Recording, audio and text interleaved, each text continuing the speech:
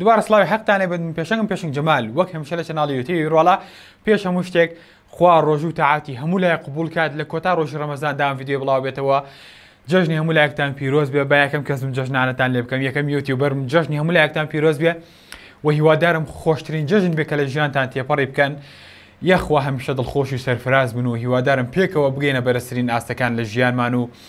ئێتر تۆش هیوایەکەم بۆ بخوازە بۆ جەژن منوتم یاخوا خۆشترین جەژنە بێ بزانم ئێوە هیوای ئێوە چییە و لەم ڤیدیۆیەدا چەند جژنانەیەک جێکێک لەو جژنانانەی کە پێمە بۆتان ئەوەیە کە باسی ئایفۆن 11 پرۆماکستان بۆ بکەم ئەوانەی کە جمهوری ئایفۆنن ئەبێ بە دوو جەژن بۆتان باسی یەکەم کە چەندێکە چاوەڕوانی ئایفۆن 11 پرۆماکسن ئەمە بەهێزترین ئایفۆنە کە لە ژیانتانە بینیوتانە یعنی بەجددی شۆکتانەکە ئەم ڤیدیۆ جێنەیەڵی چونکە ئەم ئایفۆنە باشترین ئایفۆنە کە لە هەموو ژیانت دەیبینی یعنی تاکو ئێستا ئایفۆنێکت نبینیوە لەمە بەهێزتر بێت کەواتە لەم ڤیدیۆی لەگەڵم بە بەڵام سەرەتاوەکو پشتگیریەک لایکی ڤیدیۆکە لەبیر نەکەی ئەندروید یان ئایفۆنی بۆم گرنگ نییە گرنگەوەیە پێکەوە بیرۆڵا بەرەو پێش بین کەواتە لایکی ڤیدیۆکە بکە و با درێژە بە ڤیدیۆکەمان بین. ئیتر کاتیەوە هاتووە شۆڕشێکی نوێ لە جیهانی تەلەڤیزیۆندا بۆ بدات. هایسنسی لەیزەر سمارتی 100 ئینچ 4K بە سیستمێکی دەنجی خێڕ. هایسنس تێگەیشتنمان بۆ تیڤیە گۆڕێت. جاجە ماعەت یەکەم شت لە شاشەکەیەوە دەست پێکەم یعنی ڕوونماکەی. طبعاً ئەوەی ئەم ساڵی بینین زۆر جیاوازە. ئەم ساڵ دیسان ئەپڵ و سامسۆنگ ڕێکەوتنێکیان تازە کردوتەوە بۆ ئایفۆن 11 و 11 پرۆماکس و 11 و تا دوای بەڵام هەواڵە دڵخۆشەکە ئەوەیە کە ڕوونمایەکی زۆر باش بەرهەمێنێ ینی بە سامسۆنگی وتۆ ڕوونمایەکی زۆر باش میێت چی بێت وتێتی ڕوونماکەم سەر فول HD پڵەس بێت باشە و هەروەها وتێتی ڕوونماکەم 120 هرتز بێت ئەوانەی ئایفۆن ڕەنگە نەزان 120 هرتز چییە 120 هرتزەوەی کاتی مۆبایلەکەت ئەوها ئەجوڵێنی لە یەک چرکەیە 120 جار نوێ بێتەوە تاکو ئایفۆن 12 پرۆماکسیش تەنیا 6 جار نوێ بێتەوە کەواتە ئەو بزانە لە ئایفۆن 11 پرۆماکسدا دوو ئەوەنەی ئایفۆن 12 پرۆماکس شاشەکەت نەرمترە لە یاری پەبجیشدا بە 90 FPS ئەتوانی یاری بکەیت و ئەگەر یاری پەبجی 120 FPSیشی بۆ بێت ئەوە ئەتوانی بە 120 FPSیش یاری بکەیت کەواتە دەردی کوردی خۆمان لێدە شەفیق ئەم ئایفۆنەی تەقینێتەوە بۆتان و هەواڵێکی خۆشی تر دەربارەی ڕوونماکەی ئەوەیە کە ئەڵێن ڕەنگە پەنجەمۆری ژێر ڕوونما بێتە ناو ئایفۆن یعنی چەندێکە چاوەڕوانی من لە 2004ەوە چاوەڕوانی ئەوەی نێمە لە ئایفۆنە پەنجەمۆر بگەڕێتەوە بەڵام جارەڵێن پەنجەمۆرەکە ئەچێتە ژێر ڕوونماکەواتە لە ژێر شاشەکەیە دەست لەسەر شاشەکەدانی پەنجەمۆرەکەت بووە کاتەوە گەرەمە بێت یەکێکە لە خاڵە بەهێزەکان بۆ ئایفۆن چونکە چەندێکە لە دەستی یا و خاڵێکی بەهێزی بۆ گەڕێتەوە جاتەبعاً لە ڕووی قەبارەی ڕوونماکانیەوە بێگومان جیاوازە من 11 پرۆ 11 پرۆماکس بەڵام هەمووی من جەختی لە یەکەمەوە 11 پرۆماکس 11 پرۆماکس ئەڵێن کە ڕوونماکەی 6.7 ئینچ بێت و 6.7 ئینچ یەکێکە لە گونجاوترین مۆبایلەکان بۆ کەسانی کە بگونجێن لەگەڵ ینی ئایفۆن 12 پرۆماکس گونجان 11 پرۆماکس گونجان دڵنیابن ئایفۆن 11 پرۆماکسیش شتێکی وای فەرق نابێت بەڵکو شاشەکەی باشتر و نەرمتر و شاستریش کراوە کەواتە ڤیدیۆکە جێنەیەڵی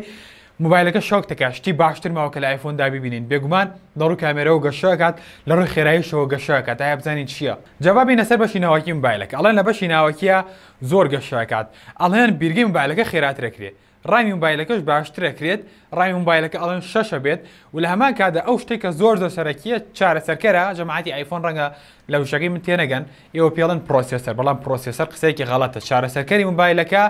ئەپڵ ئای15 بایۆنیکە بە زۆرینەی سەرچاوەکان ئەڵێن چارەسەرکەرێکی تازە دروست دەکات بۆ ئایفۆن 11 پرۆماکس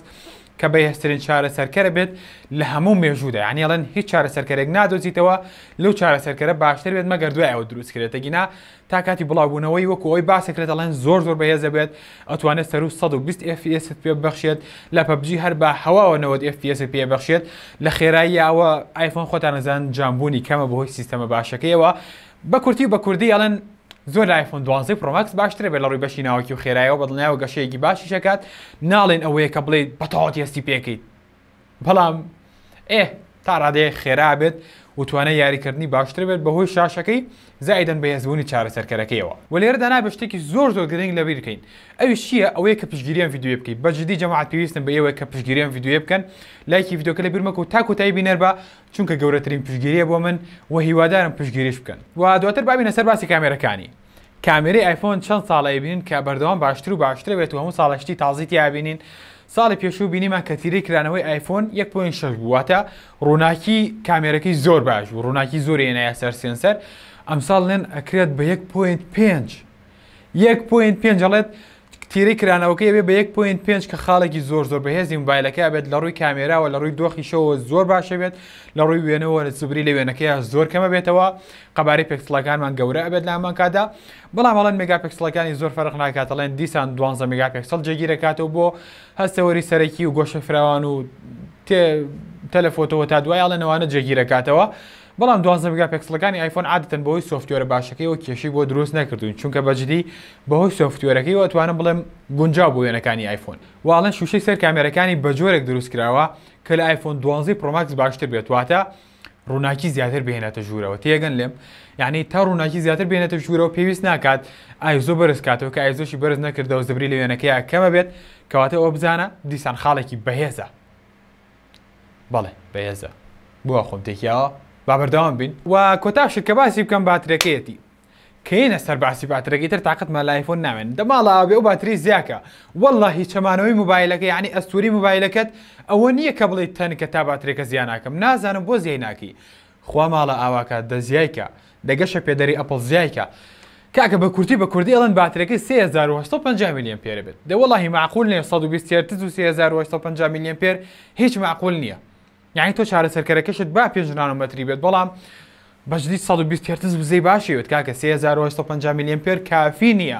کافی نییە بەکارێنەری ئەپڵ دروستکەری ئەپڵ کۆمپانیای ئەپڵ بەکارێنەری ئایفۆن کافی نییە 3850 میلیۆن پێر و هیوادارم قسەکەش ڕاست نەبێت و لە ناخی دڵمەوە هیوا خوازم باترەکەی 5000 میلیۆن پێر بێت یاخوا 5000 و 6000 میلیۆن پێر بێت بەڵام لەو بڕوایانی بکە ئایفۆن زیای بکات وەلەو بڕایش ئەمەگەر 120 هرتز وەزائیدەن 3850 میلیۆن پێردانێت زۆر سەرکەوتو نابێت ئەمە شەگەڕێتەوە بۆ تێکرانێبوونەوەیکی بەهێز وەروە تۆ کاتی تێکرانێبوونەوەی بەهێزت هەبێت و سەر و 90 هرتزت هەبێت سەر و 120 هرتزت هەبێت وزەی باشترێت لە PUBG 120 FPS هەبێت ئەزانی وزەی زۆر زۆرەبات ئەزانی باتری 3850 میلیۆن پێر باش نییە بۆم بەکارێنانە یعنی بیرکەرەوە گالاکسی 20 کەڵترا 5000 میلیۆن پێرە یعنی موبایلمانەیە لە 200 دلار باتری زیاترە لە ئایفۆن وایە هەمان وزە سەرفکردنیان نییە هەمان توانایان نییە بەڵام باتری زیاب بکە ڕەجاءن یعنی ئەم قسانە زانم پێتان ناگە بەڵام داخلە دڵم بۆتان کاکە معقول نییە موبایلێکی شاز و شەهانە دروستەکەیت یەی باترێکی بچووکی ئەو ناخیتە سەری ئێ موبایلەکەت ئەستورە کە ئەستور بوو بیان و بەهانەت نامێنێ بۆی بڵێ موبایلەکە ئەستورە بێتە گەر من باترێکی زیاب بکەم بۆ زیای ناکەیەوە والله أعلم يا من نازاني ولا كتايا ويا مناتو بيان بلم لايك فيديو كلا بير ما كانوا كوميش سباس تاكم لناخي ضلموا كتاكو يسابينري فيديو كبي بجدي بي زانو بپشتگیریەکی گەورەی زانم کە تاکو ئێستا بینەری ڤیدیۆکەی